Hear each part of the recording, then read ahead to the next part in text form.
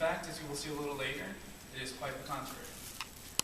We are living in an era when we are seeing the product of generation after generation of deterioration in American families. Whether it is from non-subjective notions of what is respect, what morality is, and especially what accountability and responsibility are. Why is this important? What does it matter? Why should I care? Are far too often what the questions are nowadays. We have officially transitioned from asking these questions to living these questions. Much of our nation has become a cult of walking questions, no longer seeking answers, but instead seek peculiar and socially constructed justice. It is a twisted justice called social justice. Much of America's at-risk youth has for generations been given vague social cues from dysfunctional families and neighbors on what is moral, what is just, and their minds are poisoned with messages of resentment and vengeance. Still more vague are the political cues from our President, Barack Obama. It is of no surprise that, as a society, we are witnessing the loosening grasp of the core values and principles that helped shape the United States into a great nation. We are no longer apt to comprehend what it means to be accountable for oneself. According to the Education Department, since 1980, we've spent more than $1.2 trillion federal dollars on public schools. Yet the U.S. still does not make the top 10 list in education among the developed countries, as it once did in 1995, when we were number one. What makes education so difficult in this country is that we have a popular culture that is deeply anti-educational. And also many parents don't take responsibility for, nor are they involved in their children's education. And many students simply just have nothing or no one in their lives to motivate them. America has one of the highest dropout rates of any industrialized nation. Nationally, we lose more than 30% of students to the streets.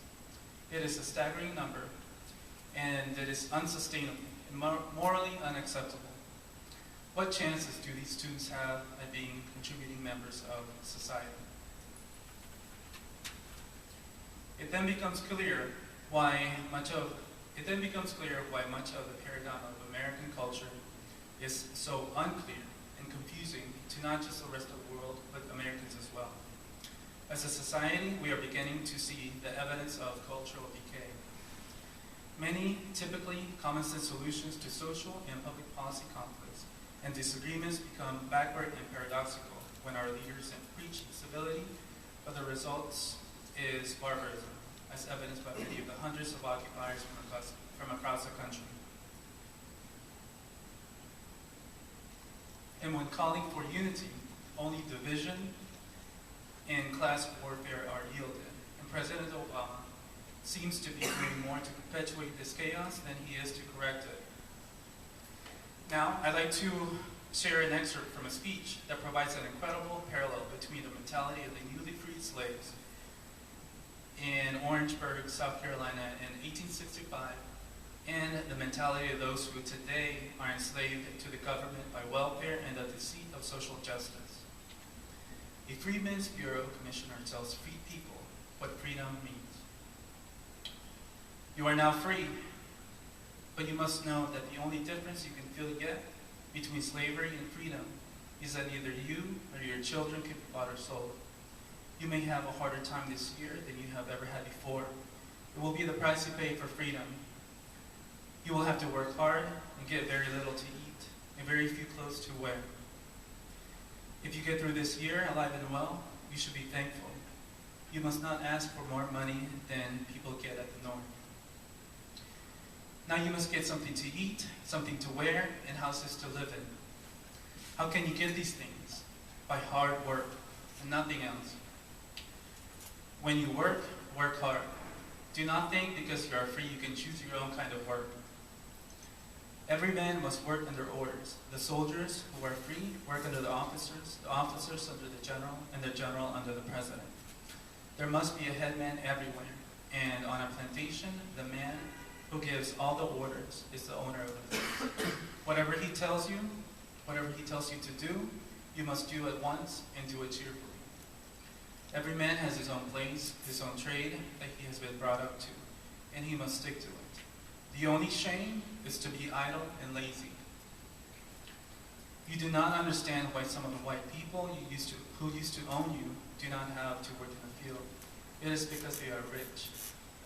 If every man were poor and worked in his own field, there would be no big farms, and very little cotton or corn raised to sell. There would be no money and nothing to buy. Some people must be rich to pay others, and they have the right to do no work except to look after their own property. It is the case everywhere, and perhaps by hard work, someday you, by and by, may become rich yourselves. You ought to be civil to one another and to the man who works for you, who you work for. Watch folks who have always been free, and you will see that the best people are the most civil. Make the best of everything, and if there is anything which you think is wrong or bad or too hard to bear, try to reason it out. In short, do just about as the good men among you have always done. Remember, even if you are badly off, no one can buy or sell you. Remember that if you help yourselves, God will help you, and trust, hopefully, the next year and the year after will bring some new blessings. And before I turn it over to our keynote speaker, Star, let me conclude with what is perhaps the utmost message today, relevant message today, echoing from 1865. These were the words of Frederick Douglass. In regard to the colored people, there is always more that is benevolent, I perceive, than just manifested toward us.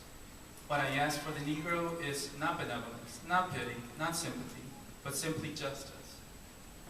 The American people have always been anxious to know what they shall do with us. I have had but one answer from the beginning. Do nothing with us. Your doing with us has already played enough mischief with us. Do nothing with us. If the apples will not remain on the tree of their own strength, if they are worm-eaten at the core, if they are early to ripe and disposed to fall, let them fall. If the Negro man cannot stand on his own legs, let him fall also. All I ask is, give him a chance to stand on his own legs. Let him alone. Your interference is doing him positive injury. And Star, over to you.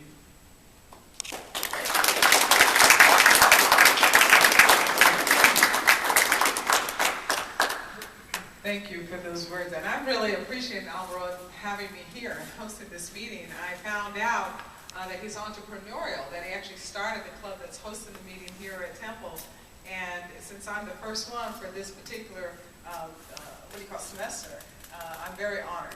I'm honored to be here not just with the students. They were a little concerned because it didn't make the calendar in the for the school so that other students would know about it. They were a little worried that some of the protesters might show up. I said, I'm not worried about that, unless they try to keep others from hearing. And then sometimes they're worried that they don't attend at all. And I have to remind ourselves that we have internet now, so we can all get the message out. Totally appreciative of the young people that I met, and they energized me, him and his team, as we went out to dinner today, this evening, and then to be able to bring this message. Also, they told me that when we sent out to the Tea Party, so some of them might show up. I'm like, yes, because I was in Washington when they showed up. I was in Washington when they showed up a couple of years ago, yes, when we found out that Barack Obama was going to put health care on the table instead of immigration, as he said he would do. It wasn't the first political promise he made that he went back on, and of course this was within 1 month after him being inaugural as president of the country. And some on our side were already throwing in the towel. They were putting up the white flag, and they were in the back room saying that they were going to have to cut deals and come back later. And we had already heard this before and have been hearing it for an awful long time. I've been in public life for 25 years, so I've heard it for an awful long time, that we'll just do it a little bit later. We're not going to worry about it. And as things go, as time went on, by the time we got into the spring, we started hearing this little rumbling out in the grassroots. The cavalry was starting to show up at different congressional meetings and hearings and town halls, And then next thing we know, they didn't get heard there, so they mounted a campaign in Washington. It was just refreshing to find out that we still had the decent people in the quiet communities doing what they could in their own lives, but when they saw that it was time for them to get engaged in government again, that they were coming to that table. It reminded me of what President Garfield said, that if you have recklessness and corruption in government, it's because you tolerate that recklessness and corruption in government. And so what I heard at that point was that the American people were no longer going to tolerate the recklessness in government. And I'm so glad that the Tea Party are in the room as well, and many coming over the river from New Jersey, and especially Berlin County, New Jersey, because they run my column in their newspaper. So I'm very happy to meet them, as well as I own property in that county, because my dad settled there after retirement from the Air Force near McGuire, and after he passed, I'm very concerned about their tax rates. So I'm glad that they also have some change with Chris Christie, because I live in California. I know what it means to pay taxes. We have Proposition 13, so if something didn't happen quickly in New Jersey, their taxes were going to catch up with us in California, and the property is certainly not anywhere near the value of the property in California, because we've escalated that. But I was thinking, because we have smaller numbers than a traditional lecture time, that I would keep my comments a little brief and turn it more into like a little town hall, so we can get some questions answered and asked, perhaps even get some of the energy of the Tea Party as our young people are sorting through, how are we going to keep this country free? How are we going to reduce the size and scope of government? One of the reasons I was so happy when the Tea Party came is because I agreed with Frederick Douglass. I did not know that Auburn was going to mention Frederick Douglass. And when people even ask me about Republican, why I would be one, especially those that say that they are concerned about me because they wear the same color skin that I do, and they keep saying that I've just been indoctrinated. Maybe I haven't been able to be thoughtful about why I would come to this conclusion. Well, there are a couple of reasons that I became a Republican. One is because they told me that Republicans are the party of the rich. I said, well, I've been to poor people's parties. Why wouldn't I go to the party of the rich people? or buying and serving the wine. Come on. But the main reason is because of Frederick Douglass. Frederick Douglass said that he was going to die a Republican because they represent freedom and prosperity. And our party, the party of Lincoln, the party of Reagan, still represents freedom and prosperity. A little off track right now, which is the significance of the Tea Party. I was so thankful because the reasons that I came to even the political engagement and getting to the point where I was concerned about policy, understanding that opinion shapes policy and policy then shapes behaviors. And while Americans were sleeping, coming up out of the 60s when public policy began to say that we don't have to think about natural consequences to choices we make anymore. We were developing safety nets. We declared a war on poverty during the same time that we were having a sexual revolution. It was not a good formula for people to engage in the very things that my ancestors believed, as you just heard, that if we could just get free, leave us alone, perhaps we will be able to remain free and be then prosperous in this great country, unique to any country in the world, even though it did take a little while to get rid of slavery and then allow that freedom. But then we saw blacks move from that freedom to Jim Crow, and then from Jim Crow to the welfare state, because this is the mentality that came to be in after the Civil Rights Movement. Dr. King died, and the politicos picked up the baton and took it to Washington, D.C. After he said in his infamous, I have a dream strategy, we call it infamous, I do sometimes, because they just have declared that this is their canon document as opposed to the Constitution, but yet that very speech, I have a dream, tells the blacks that were there, the 250,000 that came, go back into your communities and build. He felt that we had accomplished the mission of the Civil Rights Movement, which was to remove governmental barriers so that man could live free, so that they could get back on the page of what Frederick Douglass knew very well, and many others like him. But those that picked up that baton went to Washington instead, with an attitude to make them pay. I was talking to one of my colleagues the other day, and I reminded him when he kept looking at just the despair that has now confronted the black community because they keep buying into this left-wing idea of liberalism and social justice. He said, when is this going to end? And I had to remind him of this on its own history of Golda Meir. I said it's similar to what she said when she was covering the blood of and her people in Israel. And one day the media asked her, when will this end? And she said, when the Palestinians love their children more than they hate Jews. And it's the same in the black community. When will this end?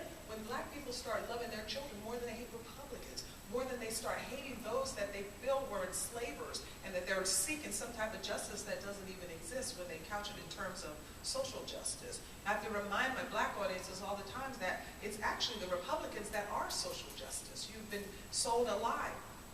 Because when you think about who Republicans are, all the polling is showing us that if people attend church on a regular basis, they, in the white community, vote Republican. Now, in the black community, that's not true, because blacks attend church much more than any other ethnicity in the country, and yet they still side with those that keep making promises that they can't deliver on.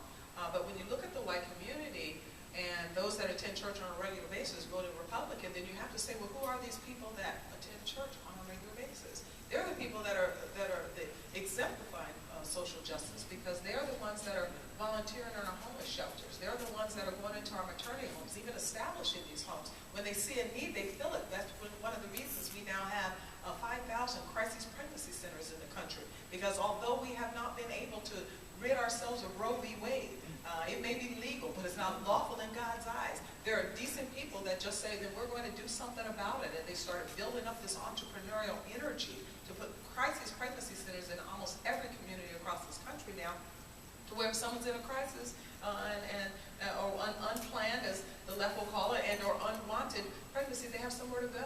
And we have all types of options available when it comes to adoption and or give materials to help them redeem themselves. People all over this country are taking in young women into their own homes and in their own arms so that they will not abort their children. So I have to constantly remind people, no, we are social justice. So we're not going to buy this idea that we should just redistribute more wealth. I bought that lie. Very young in my life, I heard it over and over again from everyone that said that they represented my interests. After Dr. King was killed, within 5 years, Roe v. Wade was national law. So we just kept hearing these ideas of liberalism, that first of all, children are an environmental hazard, so don't have too many. In fact, they'll keep you in poverty if you have too many of them. But also that the social welfare state would be taking care of us, that this idea of redistribution was good, that this idea of rich people having more than they really needed and higher on a political hand to take it from them was a good idea. Poor people were poor because the wealthy were wealthy.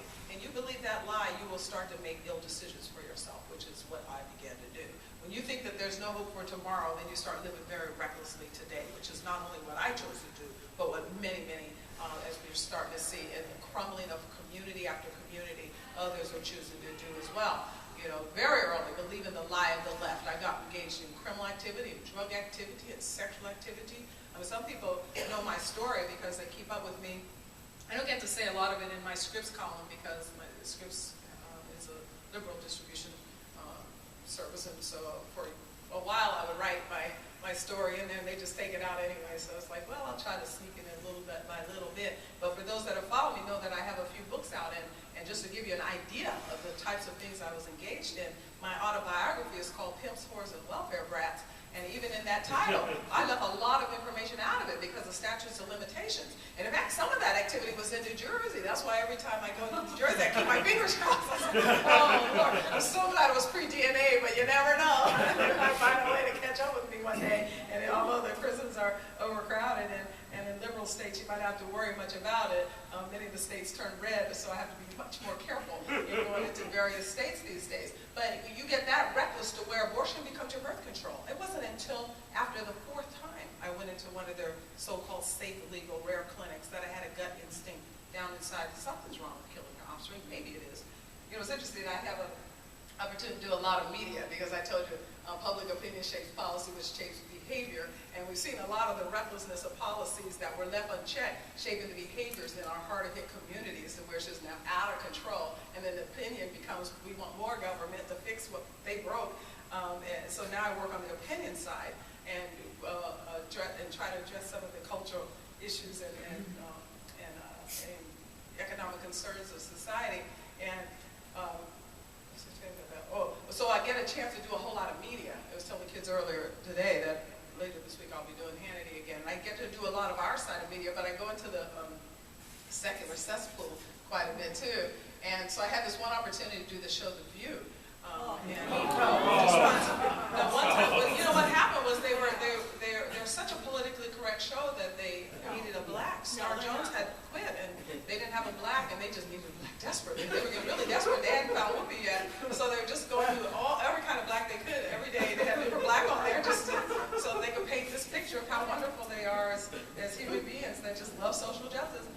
So John Stossel thought a good idea for me to go on there, and I thought I would not go on that show. And so he said, well, at one point Michael Moore was the guest on there. He said, you know what, Michael Moore came out with this movie Sicko, and he would not debate anyone, and we needed to talk about socialized medicine because we were moving on that track, and this is years, Bush was still in office, so it was years before we got to the point where Obamacare became the discussion. So I told him, you know what, I do need to go in there because I do have a question for Michael Moore. I just want to know why he went to Cuba and Canada to see socialized medicine. He could have gone to Compton or Camden if you want to see what happens when the government controls healthcare. So I want to ask him about that. So I had to sit for 45 minutes between Barbara Walters and Joy Behar to get to that question. Which is why, Lord willing, I'm doing my penance now. When I get to heaven and if I find out there are any other things to repent for, I'll do it at that time. But then I'm going to have a question for the Lord, and that is, do I get an extra crown for going on that show and sitting 45 minutes between these two ladies? But the reason I'm telling you all that is because Mike Bishop told me a long time ago, when you go on these national shows, stop screaming at them. Just stop it.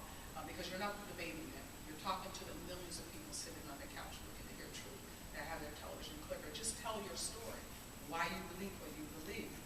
So I determined I'm going to do this on this show. So I started telling my story. And what was interesting is when I said that I had had 4 abortions, it actually made Joy uncomfortable. You know, she started moving around. She said, well, why would you abort so many times? Which left a door open for me to ask her why she would support it. I said, well, and why she would object to me aborting so many times. I asked her, well, if it's right one time, why is it wrong 20? And she started sorting through what she was going to say next and wanted to go off on this birth control contraceptive tangent. I said, wait a minute, they have risks on the bottle. You've convinced Americans that, and around the world, you guys will promote this idea that there are no medical, no moral, no mental implications to abortion, so why would everybody use it for birth control?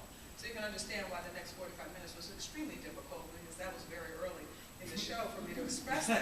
But I did want her to know that their ideas have consequences, that choice loses its meaning if it doesn't matter what you choose. And I didn't know these things in my own life at that point, and so within a very short period of time, I was pregnant again. And when you tell people that you can remove all barriers to your sexual energy, then people will become very reckless in their sexual expression, as we are seeing in every area or demographic group in our society today.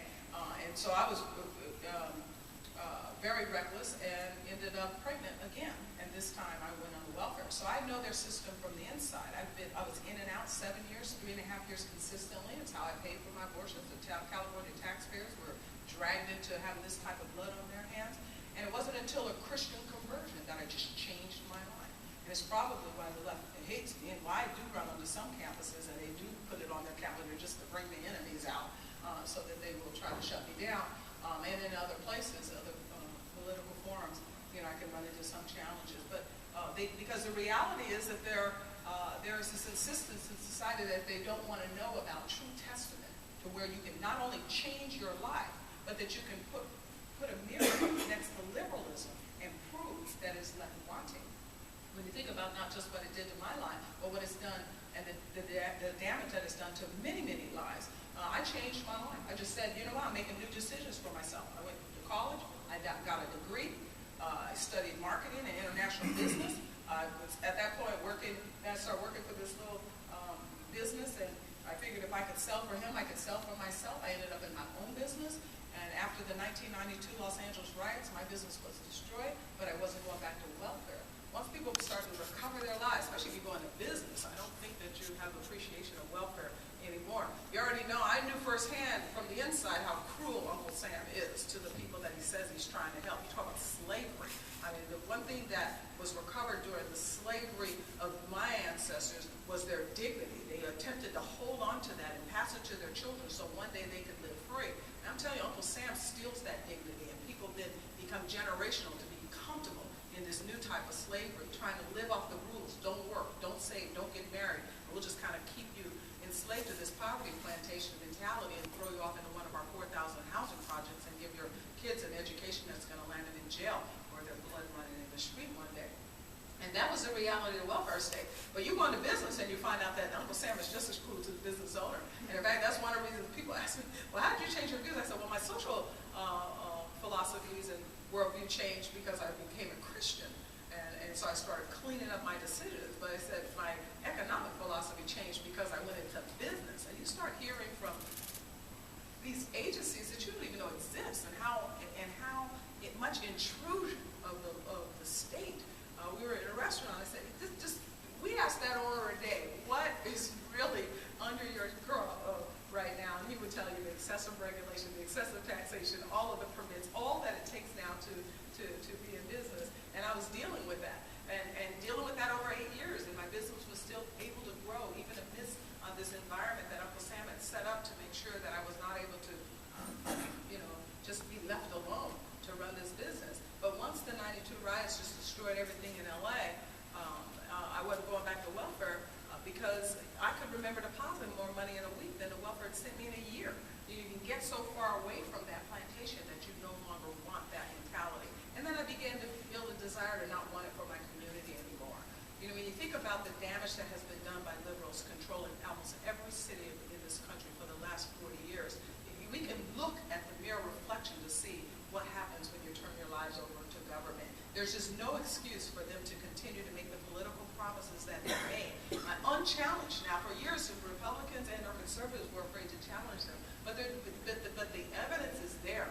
As Bill Cosby said when he was confronted about, you're airing our dirty laundry, when he finally started speaking out. He said, your laundry is getting out of school at 2:30 every day. Everybody sees this. And he was not able to sustain the mechanisms within the liberal infrastructure of the black community, so he ended up back on the liberal plantation. But at least he spoke some truth into it for a little bit of while. The liberal model to keep people tight is built just like the plantations that they used to run. The Democrats were in charge of slavery, so they haven't changed their operational manual. They still run the plantation exactly the same. The nanny state, and then you have these overseers. And the overseer's job is to make sure that every slave just stays in place, that no one goes free, that no one even speaks about ideas of freedom, or you will be committing social suicide. In those cases, sometimes it would cost you much more than it could cost a black conservative today in our society, just to say we know that something has gone wrong. And in fact, it was Democrats who passed the Fugitive Slave Act, and once they did, in the North, they had to return the slaves to the South. And the overseer's job was to make sure that he'd send a message to the rest of them. And so he'd bring out all the other slaves and then make them watch him strip the skin off of that one slave that did try to run away. And if anything was left to sell off, they would just sell them off. And so people became very comfortable. And that's what has happened uniquely in the black community, because it was the most vulnerable community when they started the social engineering in the 60s. And their lives have collapsed, their families have deteriorated, their schools are still underperforming, their drugs and crime are out of control, and yet they hear the same political promise and they just can't seem to break free. It's underappreciated that in the 60s, how healthy black family life still was, even though there were some areas of concern. Out of wedlock birth rates were a little high, but it's underappreciated that 70% of black children were being raised in marital households. You fast forward today after the social engineering of the left, and 70% of black children are raised in single households. And when you start thinking about the difference between a household that has marital parents and a single household, and those children that are birthed into that situation, the first lesson that a child learns is that commitment is not important. I mean, you'll know that from 2 years old. I'm sure I was in the car, coming over about my little grandson, 6, and working in social reform, of course, you look at everything from in the eyes of their work more often than not. And so even with my little grandson, I love him dearly, and when he was 2 years old, I taught him how to write on the walls at his house, and I told him how to tell his dad that he didn't need a bedtime, and because Grandma said I don't, and so now his dad's put him in a Catholic school so they can learn how to behave, but that's a whole other story. But I did notice one thing about this little 2- and 3-year-old is, and we know it already inherently, but we also know it if you study any type of psychology or any other courses that talk about human behavior. We know that when a child is birthed into a single-headed household, the first thing that he sees is non-committal. He just doesn't have 2 parents. Now, we can try to pretend all day, and we can into a blue in the face to try to convince people that they don't need a mom and a dad, and we can tell them that the union between 2 sexes is the same. Well, we can even look into these housing projects and see that notion is left wanting. We have a lot of these families, in quotes, that are set up to where you have 2 women that love that child, the mom and the grandma, and yet life just doesn't seem to work there. In fact, it's not worked there to the point that We've left it as a magnet for sexual prowlers. And so now the HIV virus is in our housing projects, and AIDS has become the #1 killer of black women between 25 and 34. We are sick, and the sickness continues because we just won't revisit that moment in our history to say, did we do the right thing? Is it really social justice to convince a community of people that Uncle Sam would be their provider, that they don't need a marital household, and that Uncle Sam will provide the education for their children? Is it a good idea to sell this idea of womb-to-tomb philosophy if we can look at what has happened in the black community as a case study for what we don't want to happen in the rest of society? It's already very rapidly happened in the rest of society. The reason it happened and hit the black community first is because it was economically poor. So it didn't have an infrastructure built to fight it off, as some other communities do. But make no mistake, these ideas of the left, as secular socialism, are equal opportunity destroyers. And we're starting to see the breakdown in other communities as well. The Latino out-of-wedlock birth rate today is 48%. The white community, in the 60s, those same 60s, out-of-wedlock birth was 3%. Today, it's 30%. And what we're starting to see are the same social pathologies that broke black family life and broke black community life starting to happen in the white community, where you have low educational aspiration with their males.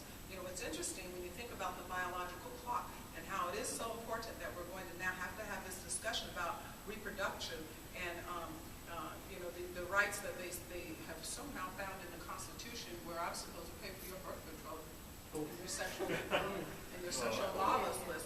But if you want to have this conversation about control of birth, perhaps we should, because when you think about the biological difference between male and female, and consider that the woman is the social stabilizer because she holds the biological clock.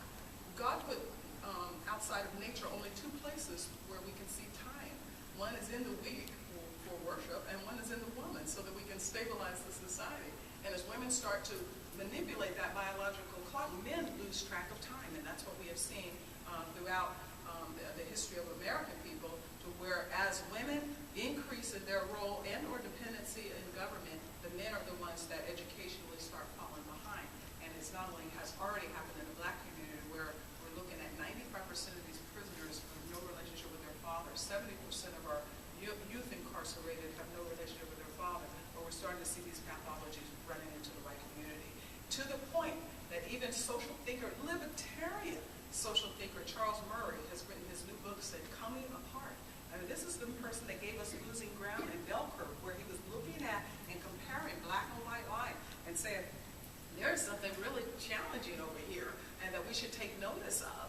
And of course, he left out some of the dimensions that even de Tocqueville, who's also a libertarian hero, even though they dismiss what he has said about the influence of religion and or and healthy family living, they're starting to have to even rethink in those areas, because when Charles Murray looked at it in the black situation, he was called outside his name the same way the Tea Partiers are, to point to something that's obvious to others, but now that he's looking at the white community, people are taking notice to say that we really are coming apart. The elite, interestingly, have kept the values and the traditions of our forefathers. They're still married, they still go to church, and yet the poor of the white community are starting to really come apart, because they're taking on some of the same scenarios that we have seen in the black community for the last 40 years. And if we continue down this path, we will start seeing the same destruction in all of our society that we've seen in the black community. It's one thing to keep it isolated to 13% of the population and try to make changes if you can. It's another one, it's everywhere. When this cancer is so vivid and aggressive, that like in cancer in your body, at a certain point, even the surgeons give up hope, and short of a miracle, we could die. And that's some of the message that we're starting to hear from people that are concerned that America could actually die. You know, Margaret Thatcher said it best, at a certain point you start running out of other people's money. And the challenge with our society today, even in this economic downturn, is that we're just too big, we're too government dependent. And you know, as I said, the black community has already gone that route. And what's really fascinating is that they were on this journey and convinced Americans to start pouring millions, and we're in the trillions of dollars into the poverty war, and yet poverty, although has fluctuated, is still right about the same thing it was in the 60s. It was, black poverty rate was 25%. Today it's right about that, going up a little bit because of the economic downturn, and much of that is because of the government dependency when it comes is still the #1 employer of black men and the second largest of black females. So it's a very government-dependent community. But when you start thinking about how in all of society, what has gone on with the economic collapse, we can point to Fannie Mae, we can point to Freddie Mac, we can point to the Wall Street, we can try to point to any and every other place that we want to use as a scapegoat. You know, the 1% of what the occupiers are crying about now. You know, I've always been for the underdog, but I never thought on that list would be Wall Street bankers and you know, doctors. But they're just like on the hit list now. We kind of need them in our society because profit is good. You know, free markets are the engine for us to create jobs for tomorrow.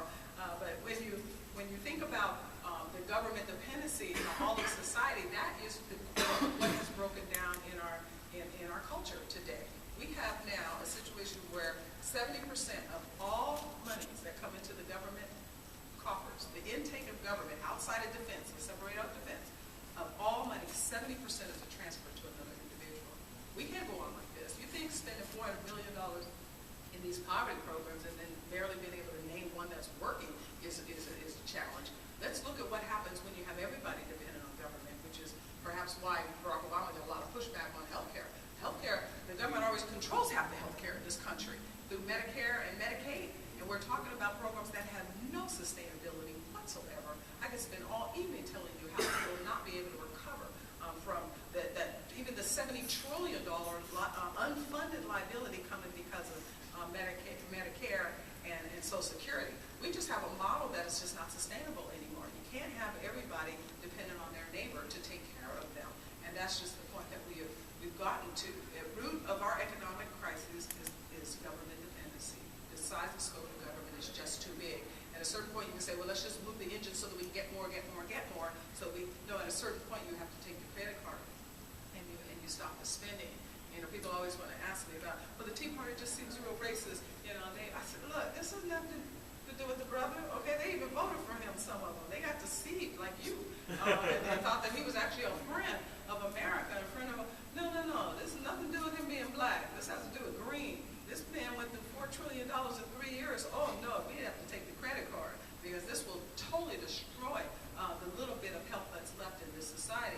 When you have only 1%, as they want to say, that have any type of wealth, we should know just from that we're in trouble. Why would you want more poor people than wealthy people in the first place and think that you're going to be able to help somebody?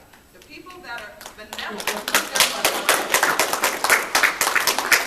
can't give away money if you don't have any. And when you want to be successful, benevolent, which is a part of success. You know, if you look at the 4 stages that people move through in their life, significance is that final stage. You can't be significant to pass on and give to somebody else if you don't have anything. So we have to change the desires that we say we have to be more consistent with the founding of this country. It was founded in freedom and personal responsibility. And when you think of this notion of redistribution of wealth, it is inconsistent with the founding of this country. We're founded on freedom and personal responsibility. And this thing is not only inconsistent with the founding of this country, it is inconsistent with the scripture. When you think about those of us that come from a biblical worldview, the 10th commandment says don't covet. And socialism is rooted in covetousness. Somebody has something somebody else doesn't have, so we go hire politicians to take it from them. That's theft. So now we violated 2 commandments, the 8th and the 10th, and we expect to be blessed. It's just not going to happen. What we're going to have to do is start recovering ourselves. We're going to have to get representatives in Washington who believe in a limited government. You know, the role of government is to protect our interests and our pursuits, not to plunder them. And the way that we've had this excessive taxation lately, and those that are demanding more, we have to have more than just a Tea Party. We have to start taking the matches, as I like to say. We put out fires all day, but one day you just have to take the matches. And I think that that's what this coming election is all about. Because, you know, it's just not sustainable financially, what we've been doing. But then on the other side of it, if we really want to help people, you know, this is what the left always says that their real mission in life is to make ourselves much more human by helping others. Well, of course, they're saying that as they're killing 50 million in the womb, the most defenseless, you know, amongst us, that they want to pull them limb by limb. And then they wonder why we have a Social Security crisis. You take 50 million out of society, of course we're going to have challenges. We're trying to sustain a pyramid scheme, Ponzi. Well, if it were a business, you know, it'd be illegal. You can't do that. You can't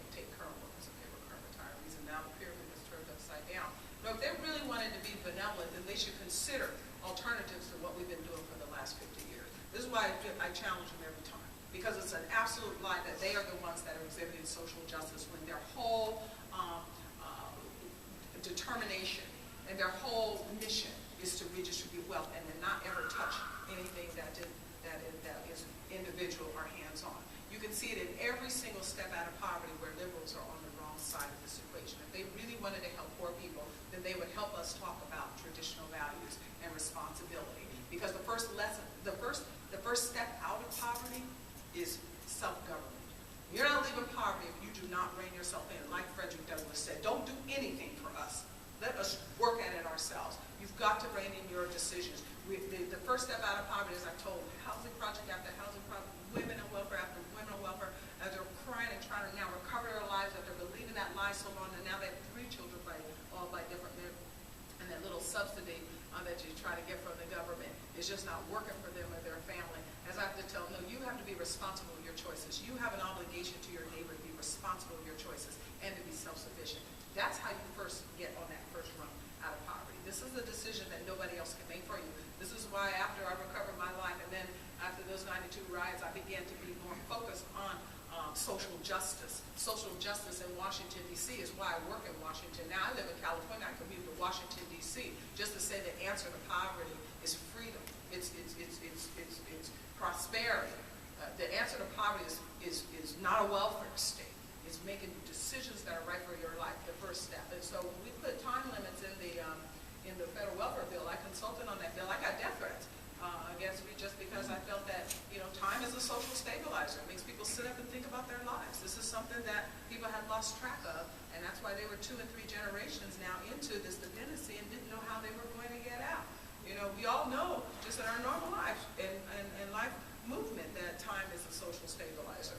The kids were talking earlier, which one's a freshman? Their mindset is not like the one that's the senior. I mean, the senior, come on, he's thinking about, again, a job and getting out there and moving his life. The freshman's thinking about partying. He just got here. And so this is time to live a little bit free. We understand in other areas of our lives probably why the guys do run for marriage, because they know that the minute they marry, babies are coming. And so it makes you, have to think about your life. And then grandchildren really make you think about getting out some diet and changing your, somebody said, you sure look like a young grandma. I'm like, yeah, I'm changing the image of grandma. I'm trying to do everything I can to stay young. But believe me, with Mr. James, there are times I'm like, I'm just exhausted. So I'm so glad my daughters have a little girl, and I'm good. I can go to Neiman's and we can drink tea, instead of just ride a bike endlessly. And then next thing you know, as soon as you finish riding a bike with him, and I'm just bumping, he's like, okay, Grandma, let's go play basketball. I'm like, oh. But we needed those time limits as well. Come on, the girls needed to start thinking about their lives, and they were able to do that when we passed a bill that really was social justice, that really cared about them, that thought about them not as a number, as the government has been doing for the last 50 years, but started thinking about them as individuals, unique with gifts and talents. As I've had to tell a lot of younger groups that your fate is not your destiny. What was funny was one time I was at a place, they were they were in one of these youth programs, and so when I said your faith is not your destiny, they made me take notes and stuff. And the guy said, your faith is not your destiny. I was like, oh no, honey, not faith. I was so glad because he would have went home and kept looking at his faith is not his destiny. I'm like, no, faith, F-A-T, the set of circumstances you were born in. Now I know you've been told all your life because you were born poor, that somebody owes you to live, and you're gonna die poor if they don't help you. But that's not true. The set of circumstances that you have right now does not have to be your tomorrow. And then you give them examples of people that have a new tomorrow just because they were responsible with their choices. But there are other things that we can do. Once they decide that I'm going to take that first step, I'm going to start cleaning up my act, and I'm going to start making more responsible choices. We as a society, if we really were concerned about poor people, we would start reversing the damage that we're doing to this general welfare state. $1 billion a day we're spending on these poverty programs, that every single one of them are hurting the people that we say we're helping. And we would allow for more work to develop, because the second step out of poverty is to work. Now they have a responsibility in this too. And as I mentioned a minute ago, you get in and you just work harder than the person above you. Take any job, just get in and work harder than the person above you. And don't give me these ideas of minimum wage law, because see, minimum wage laws hurt that first rung. Minimum wage laws create an environment where we don't have the business that we need in the harder hit communities. If we would get rid of just minimum wage laws for people under 21, we would solve 2 problems overnight. One, we get those young men off the street corner and into these small businesses so that they can help and learn they can help the small business owner who needs them, and they can learn a skill set. But we also diminish this illegal immigration challenge that's in our society today, because these illegals are just doing things that our 12-year-olds are supposed to be doing, but we pass all these stupid laws that don't allow them to get out there and do them anymore, whether it's cutting our grass or watching the children or cleaning the homes. So what we need to do is rethink labor policy. We've got to start thinking about what it is that we've done to hurt people that are trying to just get in and develop out a skill set so that they can begin their journey to recover their lives and maybe live prosperous. The third step out of poverty is to get education and build on those skills that you've learned. And that's why it's so important that they get an opportunity to learn as they're real little people, to develop in them whatever it is that they are going to do. I mean, too many kids in these colleges that still don't even know what it is they're going to do. And then yet you look back on their life and say, my parents should have known I would be entrepreneurial, because, they would delegate little responsibilities like washing dishes. And I never washed a dish in my life. I actually would steal money out of my mother's purse and pay my sister to wash those dishes. So I was always destined to be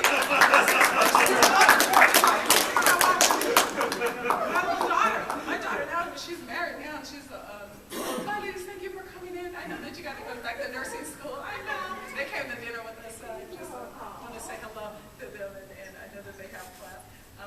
But my daughter, as she was growing and learning a little bit of skill, she was so organized, and so she now has that trait of organization that she has now taken into an acting career, because you need your discipline to go into acting. That's fine. These liberals can't understand how they are just so liberal, but yet their own lives are not reflecting the very things that they push to the poor, because they certainly don't do them.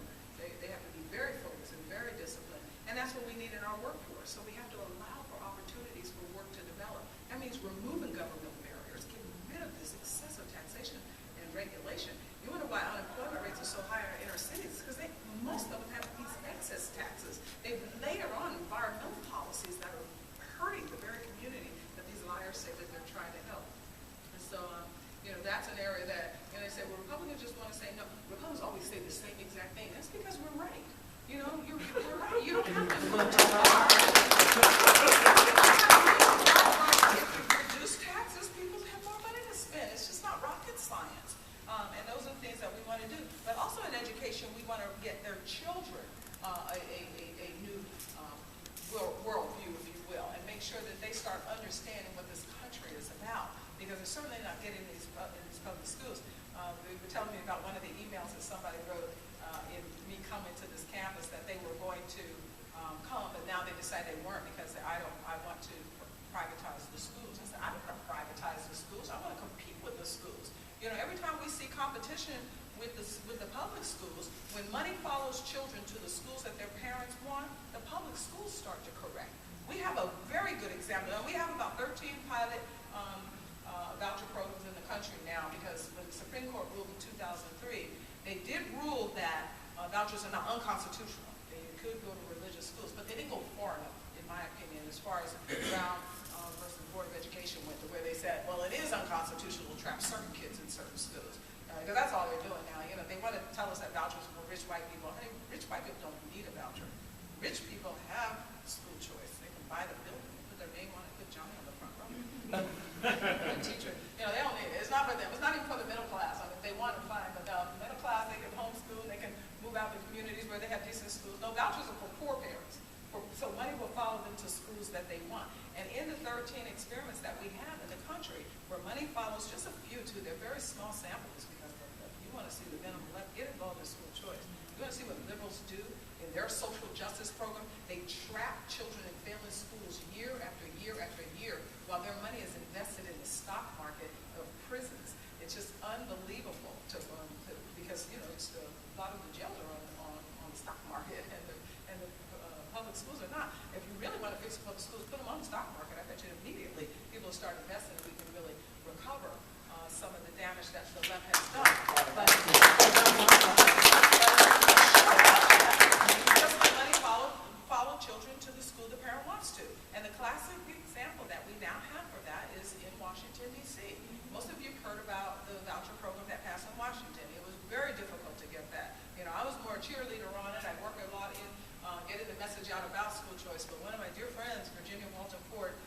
one that did the heavy lifting on that. She was a hero on that because she would take 50 black kids to that Congress every single day for 2 years. She just would take them over there and say, why can't my kid go to your kid's school? Because see, most of the congressional leaders had their children in private schools. Most of the teachers in D.C. had their children in private schools. But these kids couldn't go to the private school because the money wouldn't follow them. And so finally, they were able to get that bill passed. It took a lot of work. In fact, I think even your Senator Arlen Specter, they had to run an ad in his neighborhood with a kid in pigtails saying, how come I can't go to the same school you go to? So he kind of like, oh my God, I can't run that in my local paper. And it did the Mary Landry too, you know, little black girl, little pigtails saying, how come Mary doesn't want me to go to the same school her kids go to? So she was staying from voting. So that was kind of good and cool to get the Louisiana out of our way. And so the voucher bill passed, and it was 1,700 students availed to it. It was $7,500. And yes, Barack Obama did take them away. But some interesting things happened before he took them away, and then we got them back in CRs. I mean, they did come back because a lot of black parents came down and protested. CNN forgot to tell you guys that. With the God, somebody actually had a picture of black parents in front of the Department of Education showing that they wanted those vouchers back. But what happened, what was interesting about those 1,700 vouchers, in order to qualify, you had to be the most at-risk of at-risk. You had to be in the most desperate situation, in the most poor of poor. Every type of means test that they could throw out there was just the worst of the worst and the worst of the worst schools. And even though there were 1,700 of them, they received almost 40,000 applications there in Washington, D.C. And so they had to mount a lottery. It was just so sad to see that many parents that were that desperate to get their kids a quality education. And it's liberals that stand in the way of that. But anyway, the point I was going to make about me not wanting to privatize their schools, what I want to do is compete with their schools, because what was interesting about that particular voucher program is once it was implemented and the parents started sending their kids into these different school environments, the private school environments, not only did that child's life start to change and the parents' life start to change, it did create another problem because it was also income capped. And if the parent made more income, then they lost the voucher. So you got to where the parents were like, maybe we better stay poor because of my kid who loses his voucher. So, you know, every now and then things need to be tweaked. But what was interesting, it opened up the door for better education in the public schools. That's when we ended up with the mayor, Fenty, hiring Michelle Reed, who some of you are familiar with, who then began to change the D.C. schools. And that didn't happen until competition moved in. You know, if you have McDonald's in town and they're the only hamburger and yet they're not necessarily using beef, you don't have a choice. But once Burger King moves in, now you have options. And the next thing you know, you have 5 or 6 choices. And that's what America's all about. And it's competition that keeps us growing and keeps us good and keeps us flourishing and keeps some getting wealthy so that then they will have what they need to give back. Because that's one step out of poverty. We got to educate. We have to allow people opportunities to educate, and especially educate their young. When we think about who's unemployed right now, we don't have to think about it. We just look at the data and see who's unemployed right now. The numbers are much higher in the communities where you have less education. If you have a college degree, you know, and you're married, you're faring a little bit better than the people that are with a high school diploma and or have dropped out and they're single. And then it gets worse when they have children that they're also trying to support. So we're really trying to fix what's broken. And the first thing we should do is be honest about what is broken and how it got that way so that we can start to change it. Because even on the 4th step out of poverty, saving and investing, here you have liberals fighting on the wrong side of the poor. That's why I always question, wait, who really is it that's standing in the way of progress in our harder-hit communities? We all know that in order to prosper, you've got to save and invest. And yet, they want to tell us when we talk about personal retirement accounts, go to the stock market, you can't trust that. That's just rich white people trying to steal from you again. Right? Rich white people are not retiring on Social Security. Those poor people that retire on Social Security, their only little means of retirement is on Social Security. Rich white people have other ways that they're going to make sure that they're secure in their retirement. And I'm tired of the same old record. I mean, it's bad enough they're trying to pull these dinosaur programs from the last century into this one. But do you have to sing the song that you were singing back then too? I mean, how many times we hear about this class warfare, the same story time and time again. But, you know, social security accounts, look, these would have a marginal benefit for the poor. But today, the only little bit they have to put it into, you know, a program they don't own. They can't transfer it. They get a horrible rate of return. You know, they're up against this, for those of you that are biblical, scripture says a good man leaves an inheritance to his grandchildren. But our poor people can't do that. No, because that only little bit they had. And for people who want to tell me how risky the market is, my mom, she passed away, God rest her soul, but prior to that, she was on her little Social Security, and she getting $700 a month. Now, had my mom, over her working life, because they always want to look into the future, oh, you can't, look what happened. Now, all we hear in Washington now is, see, what if the market had crashed? Well, if you retire that year, you might have difficulty. You might not be able to move as quickly as you thought you were, and your portfolios are supposed to change over time anyway, and most people will try to move to annuities and other things and stay engaged. What the founders set up is a life of engagement for us in America. We have to stay involved in it, in the political process as well as our own lives, to be responsible every step of the way. So yeah, socialism might be really attractive if you just want to think about yourself and think about your life. But you can't convince my mom, if we go backwards, or convince me that on my mom's life, if I look at the Social Security, the market activity over the last 50 years of her working life, that she would not have fared better than $700 a month. But the only little bit they make them pay into the system that is so fundamentally flawed. Current workers paying for current retirees. This is the next big hurdle that we've got to hit. This discussion on the presidential is not just about the economy. This is about entitlements. This is about who are we going to be.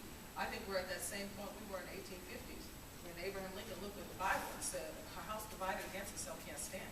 We are half slave and half free. Oh no, this is not going to work. We're going to be all one or the other. He didn't think the Union would dissolve, but we were going to fight it out to find out which one we were going to be. And that's what we have to do today, because we can't go on like this. Half makers, half takers. You hear 47% have no skin in the game paying taxes, and yet 48% are government dependent. This is not going to work. 40% of all births are paid for by Medicaid. 60% of all long-term health nursing home, and we're still moving to that trend. No, we're at that point. Let's make a decision. Are we going to be free and responsible, or are we going to be secular and socialistic? And that's the choice that's coming into this next election. And hopefully we'll get a little bit more clarity that that's exactly what's at stake, because the next leader of the free world is not going to be a technocrat. It's not someone that can just go out there and put a screwdriver to the economy. It has to be a visionary to try to help us change the course of our entitlement programs, or we're going to collapse. And Social Security is the first place that will occur. The demographics have shifted in this country. When you think about those 80 million baby boomers and everybody buying that children were environmental hazards, so the pyramid turned upside down. Because when grandma had 9, mama had 5, I had 2, and lost one of those. This happened all over the country. And so it's upside down. And the only options are for the youth to just pay much more taxes for the baby boomers as they begin to retire. There are 10,000 baby boomers, 10,000 people every single day turning 65 to collect what's due. You gotta be kidding. And there was one girl in one school said, "Oh no, Miss Parker, we have other choices. We don't have to do the personal retirement accounts because we have a final choice. It's called euthanasia." I'm like, "Young lady, we're not gonna let you kill us. We're baby boomers. We stay in shape. We've been working a long time. We're gonna live a long time. And before we do that, you better either go ahead and do the personal retirement accounts, or you better be ready to turn over 50% of your income, maybe 70% of your income, to take care of all of us that have bought this idea that there's some trust fund sitting over there with your name on it." No, 90% of revenues that come in for Social Security go immediately out to pay the current retiree. And that's what's going to happen if we don't change this system. But in relation to what we're discussing here, social justice and poor people, the only little bit they have, they should be able to have ownership in. They need to be able to build their net worth. This is one of the challenges confronting Black America. They have a little bit of cash coming in, but they have no equity. They have no net worth. And it's one of the reasons that I fought so hard when Bush first put on the table the possibility of personal retirement accounts, so that they can put their money into ownership opportunities. The net worth in this country for white community, even the economic situation we're looking at, is still right about $80,000. The net worth in Black America is $4,000. This is a poor community, and if you don't have a net worth, then you can't get money. And they want to keep because of redlining, any kind of lining, to keep blaming the bank so that they can shut them down, dry up capital, and make people even more government dependent and not able to go and live free and start their own business. Or we can allow them to start investing their money so that they can build wealth themselves. And I tell you, the wealthy just fare so much better than others. So I'm going to close there. We have a lot to consider if we're really going to help people, because of course the fifth step out of poverty, why we want people out of poverty freely, is because the fifth step is charity, to help someone help themselves. I mean, Mother Teresa had it right. You change one, you change the world. You touch one, you touch everyone. And And so charity has to be local. And it's one of the reasons that the welfare state will never work out of Washington. Less than 80 cents on a dollar actually reaches the households we say we're trying to, 20 cents on the dollar reaches there. 80 cents on the dollar is in the bureaucracy. We send our money to Washington, the federal government takes some off the top, which is interesting. We're going to be at HHS at a protest this Friday. And what's interesting about the federal welfare, which is HHS, those of you that know health and human services, or all the welfare programs housed in one building, what's really interesting about it is on Independence Avenue. Go figure who decided on that. These guys are mocking us, you know. But they build that bureaucracy, and then they send some down to states, and they have their own bureaucracy. Then it gets down to county, they have one, and then it gets down to city, and then we tell the home, oh, we'll help you. We'll give you a few little food stamps and a medical card, a little bit of cash, and you don't think about it. Somebody else will think about it for you. And we really think that we're exhibit justice. No, actually, justice is charity. It's one-on-one. It's engaged in our lives. And the more resources you have, the more you have opportunity to do that. And we do that. Don't ever believe that, well, Americans would never take care of the poor. Like they said when I did the overshoot. She said, well, if you change welfare, we're going to have children starving and women dying in the streets. I'm like, honey, you need to get out more. You know, when you look at what's happened in this country, $400 billion that Americans are forced to send into federal coffers where they created this mess. Over and above that, they spend another. They give away $300 billion in this country freely. And that does not include church activity. That's just free giving to nonprofit. And then over and above that, they give away another $300 billion internationally to help other people. Don't you ever believe that we're not the exhibitors of social justice. We are social justice. We are the definition of social justice. My last story embodies American exceptionalism. Of course I believe in American exceptionalism. That anyone from anywhere, any background, if you mess up and you start again, you can live in peace and prosperity in this country. Oh no, we're not going to let the left win on this one. We're certainly not going to let them mock us. But I am encouraged that we have a few things moving on our side. You know, blacks are starting to scratch their head looking at this economic downturn. You know, as we've heard in our community for a long time, when America has a cold, black Americans get pneumonia. And while America's looking at 9%, they're looking at 19% unemployment. And in some of our harder hit communities, at 30% unemployment. So Barack Obama's falling apart in the polling in this particular community. And then also the census, the 2010 census showed us black folks are getting a little weary of liberalism. They might not know why, but they sure left those blue states and ran to those red states quickly. The last census showed Chicago alone 25%. Left, went south. That's why I'm in the South. In fact, I'll be going south tomorrow because I have to make sure they understand why they went to red states and what red states have and blue states don't have. Red states are right to work and right to carry, and this is important. They're free. I never met my granddad. One generation out of slavery. I never met the man, but I heard he had an edict. And he passed down, if you want to stay free, you need two things: property and a gun. So I'm not allowed to let liberals, before I get to that promised land, start taking away the very thing that we need to stay free: private property, protection of those interests, and the ability to be able to protect those interests ourselves if our government becomes too tyrannical. But you know what? We don't have to go that way. We're at that point like Abraham Lincoln, and I have to ask myself, okay, why did 600,000 have to die to free 4 million? Why didn't 4 million rebel? What happened in their psyche that they would just become that comfortable that they were afraid to just get up and leave? But we're not going to go there. You're just declaring civil war. No. We still battle in the voting booth. We have some advantages. The third and final thing that we have to an advantage to keep me hopeful is that God created the internet. I know it